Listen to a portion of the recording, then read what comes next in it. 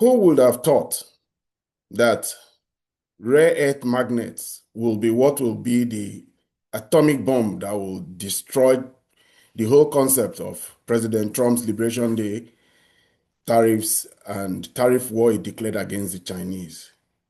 But the Chinese pulled a surprise. They pulled out one final and destructive action against the American president. They suspended the export of rare earth magnets to America, and that ended the trade war between America and the Chinese. Donald Trump capitulated. Donald Trump has lost his first war. The first trade war, he lost it to the Chinese, and he lost it to the Chinese President Xi Jinping because when the Chinese brought out their export ban on rare earth metals, it was such a cataclysmic decision that it was almost affecting automobile industry, manufacturing industry, the arms industry, the military industrial complex in America. That President Trump had to step down. He had to sue for peace. He sued for peace and he sued for discussions. And the Chinese continue to hold that Trump card. They hold the fact that because the Chinese produce 240 tons of rare earth permanent magnets, and which represents 85 to 90% of the global supply of this particular materials, samarium, cobalt, and so these are the thing. This is how Trump lost his first trade war this second trade war, the second trade war with the Chinese, and it was a decisive one, decisive, swift, to the point now that the President Trump talks about the Chinese in much more respectful tone. He even reached out, made a phone call to Xi Jinping, and offered that the Xi Jinping is going to visit Xi Jinping. The Xi Jinping extended a visit to him to China, and he said he had accepted it. So that was President Trump's first and decisive loss in his second iteration as president. And in this second iteration as president, he has had so many wars.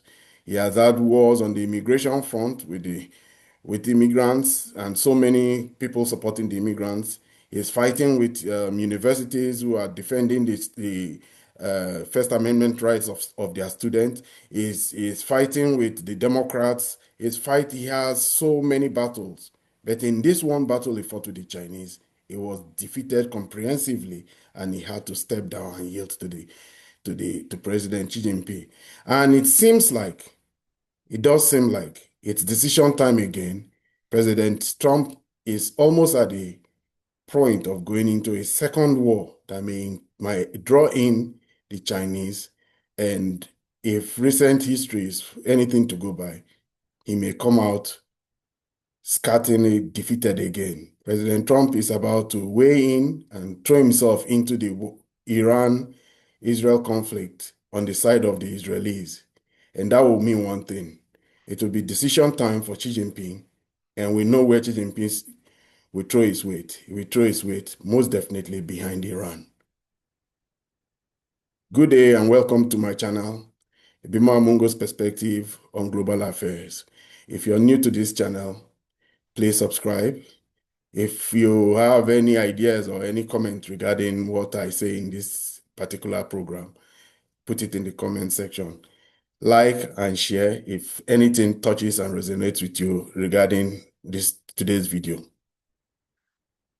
For the Chinese, Iran is a very important and critical geopolitical and economic partner.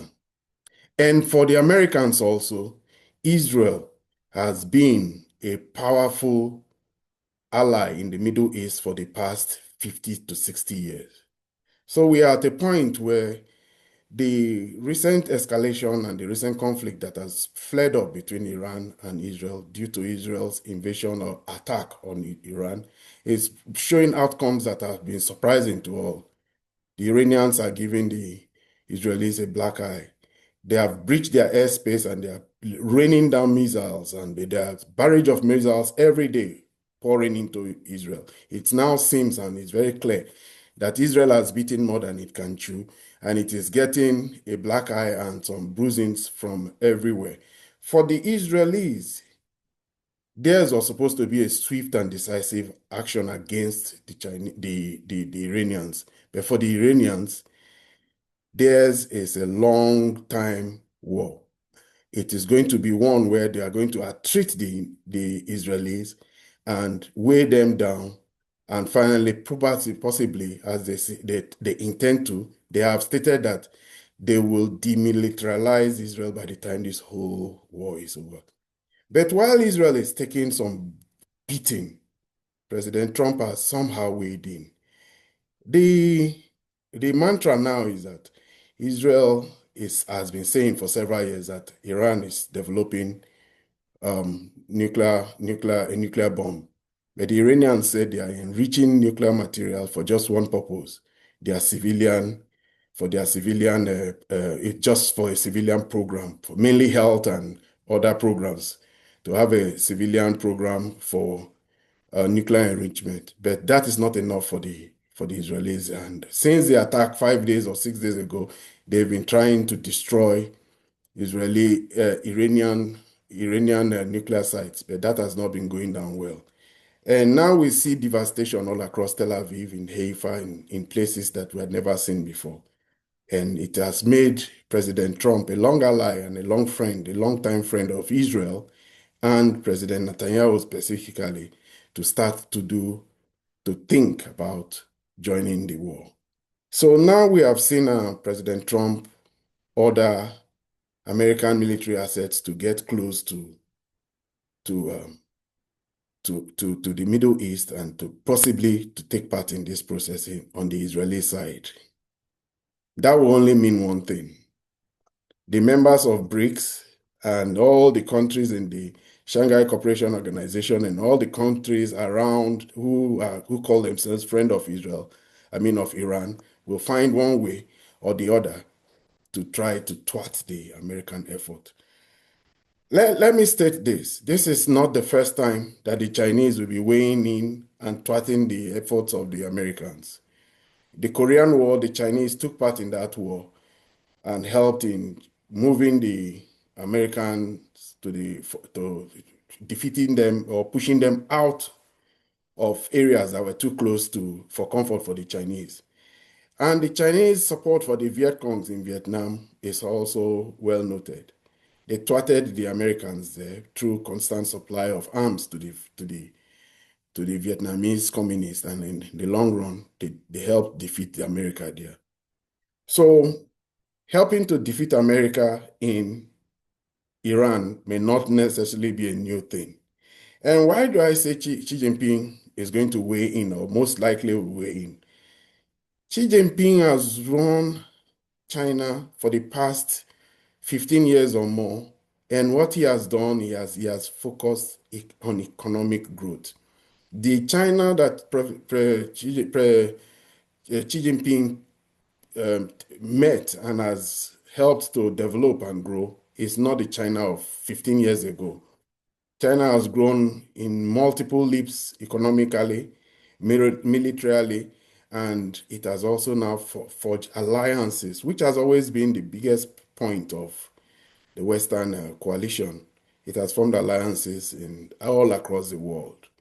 And at a time that President Trump is breaking up alliances, ripping off old agreements between America and Europe and all that, it is now at a time that we are seeing that America is isolated. So what scenario will I be looking at here now? What am I seeing? If this war continues, and if there's any inkling that the Americans are going to weigh in and come in and start to bomb Iran and possibly want to overthrow the Iranian government, which is the aim, and even destroy Iran, how I see the Chinese weighing in is that they will become overt and covert participants in this war. We know the material and military buildup China has been having. China has had trade with the Iranians for the past few years that the Iranians have been under sanction and they've developed strong economic ties. Iran, they buy a lot of Iran's hydrocarbon assets, and they have developed trade. But beyond that, they've not necessarily developed cooperation militarily. But this is the time that Xi Jinping will throw his weight behind Iran and start to give them some of those weapon systems that we are getting to know China for. Drones, missiles, hypersonic missiles. So these missiles coming after American assets will be devastating for American. All it takes, like I've said, is that one warship or some body bags start returning home, and it will not be a good thing for Donald Trump. Donald Trump is weighing this war. He stepped up yesterday and said he was going to, in a gang-ho way, as if he was going to start marching into the war. But we have come to see that he's having serious opposition. Even within his MAGA, Make America Great Again movement, we are seeing that there's serious resistance to him going on this adventure in Iran. Because dragging America into another war, after Biden dragged America into the Ukrainian war, he wants to go and open a new war front in Iran. What it simply means is that America's military assets will now be further degraded in that war. No matter how much destruction they do through bombing campaigns against Iran, they will not possibly be able to achieve the outcomes that they want. And even if they do achieve the outcomes, the Iranians have said they will make the whole world burn, at least the regions and the people who support the Americans in trying to destroy them. What I have said and what I see is that they will focus energy in trying to bring down at least one aircraft carrier. And that would just be all. As that aircraft carrier sinks, so will Donald Trump's political reputation and career sink. So if the Chinese come into this war, we saw them play a role, limited or extensive, but they did play a role in Operation Sindor against India. The Chinese have not been having military engagements under Xi Jinping, but Xi Jinping will have to take a decision, and Xi Jinping may finally have to throw his weight behind Iran. Already, Pakistan is saying they're aligning with Iran. Most of the countries of the Caucasus there and all the countries of Eurasia are definitely going to have their own way of contributing to Iran's well-being. It may not be by overtly saying it because they know they know America's wrath. It's not something that is good, but we know how these things happen when even the Taliban's, no matter how they had been demonized, they still got support from somewhere or the other. So Donald Trump is playing with he's taking a big gamble. At home here, the MAGA movement, some people like Tucker Carlson, people like Steve Bannon saying that he shouldn't do it. And even people among a Security Council like Tulsi Gabbard is saying that don't do this. It is not necessary to be fighting Israel's war.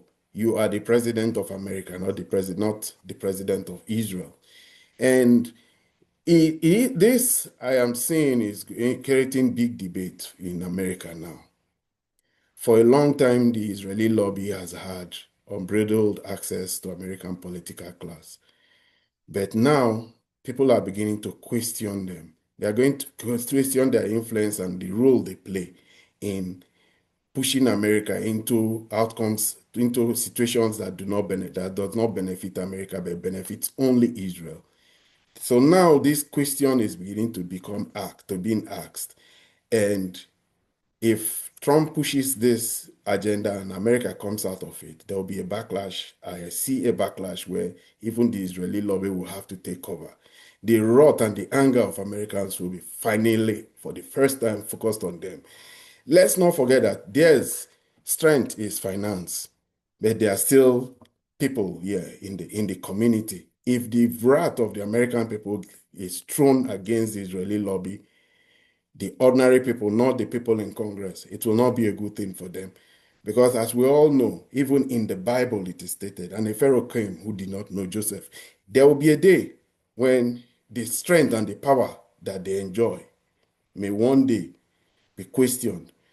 And that question is beginning to being asked. People are asking it. People are saying it. People are challenging it already. And one false move again by Trump will finally make people to say, this has to stop. And this is the reason why I say Netanyahu may just be the prime minister that will destroy Israel, because he will not only destroy, he has not only destroyed the economy of Israel, already we know that a lot of people are struggling to leave Israel because the airspace of Israel has been closed.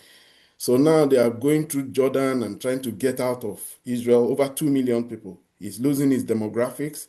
Let's not forget, Israel is a country of immigrants. People come from other places to come to Israel. They have home to go back to, and they are all escaping back to, trying to go back to their countries of origin where they came from. They are now trapped in Tel Aviv, in Haifa, and Israel because they want to leave.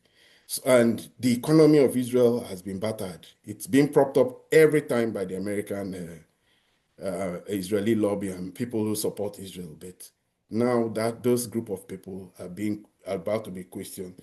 So I see a situation where President Xi Jinping will defeat Trump for a second time in his presidency. In the first time of his presidency, President Trump um, started a tariff war with the Chinese. He won that war, or at least he gave the Chinese a black eye. And President Biden came and continued the policies that denied China access to cutting-edge semiconductor machines like UAV machines for their semiconductor industry. But President Xi Jinping just found one single thing. They came to realize that what are we even doing? We control the supply chain of everything in this world. If we decide that we're not selling even something as simple as socks or buttons or zippers, 95% of all the zippers in the world is made in China. If we say we're not selling to America, there will be a problem for American tailors. That's just the way it is now. They control everything. And that's why in one video I put out, I said China is actually now the most powerful country in the world. But let's take another action that China may also be taking. Slowly, they're already harming America's economy. They used to be very big buyers of America Treasury. Now they're no more buying, they're buying gold instead. And they're focusing on their own currency systems and their own trading systems. Them and the BRIC countries are looking for alternatives to outside the American dollar. And we are seeing this every day now. And this is beginning to show that China has created an alternative ecosystem for finance and for funding and for trade. And that is only going to keep receding. It may just be that this Trump war will just accelerate it if he does this. They will now be forced to accelerate that process. They will already are told, I've already said that like this year alone, last year, most of 3/4 of all the funds that they made all from export, all the money they made from export came from exporting to countries outside America. America contributes only 15% of Chinese exports now globally. The whole world is China's market.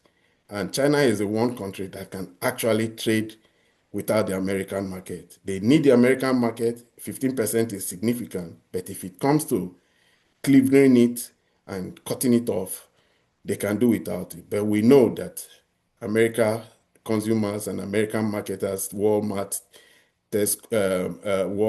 Target, and all these other companies will find it difficult to find places to get alternatives to fill up their shelves. China holds all the cards.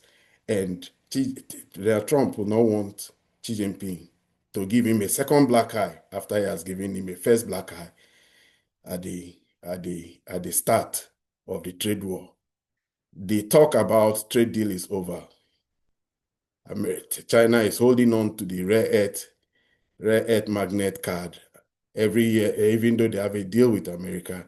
They have said that every 6 months, whoever they approve their export license for, they will have to renew it after every 6 months. That simply means they want to make sure that America keeps to its promise. It is America now that is on the leash, not the other way around. This is where I come to the end of my video today. If you have any comments regarding what I've expressed here, please put it in the comment section. And if you're new to my channel, subscribe. I'll put out these videos every now and then. And until the next video, please like, share. Thank you.